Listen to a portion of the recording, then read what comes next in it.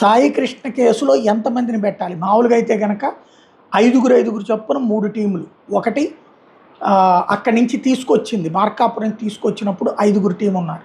అలాగే ఇక్కడ అతన్ని ప్రశ్నించినప్పుడు 5గురు టీం ఉన్నారు. అంటే టాస్క్ ఫోర్స్ ప్లస్ వీళ్ళు. అలాగే ఆ తర్వాత శవాన్ని మాయం చేసేటటువంటి సందర్భంలో ఒక 5గురు టీం ఉన్నారు.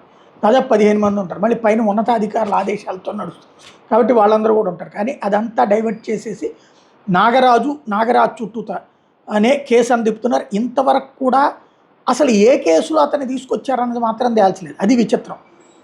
తాజాగా సాయికృష్ణ మృతదేహాన్ని మాయం చేయడంలో సిఐ నాగరాజ్కి 2 హెడ్ కానిస్టేబుల్తో పాటుగా స్నేహితుడు సురేష్ కూడా సహకరించాడని సిట్ గుర్తించింది.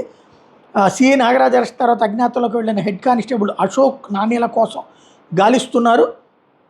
గన్నవరంలో సస్పెండ్ చేసినటువంటి పటమట్లో అక్రమాలతో హెడ్ కానిస్టేబుల్ జంగన్ నానిని వీఆర్కి పంపితే ఇటీవల కృష్ణలంక పిఎస్లో హెడ్ కానిస్టేబుల్గా జంగన్ నానికి పోస్టింగ్ వచ్చింది.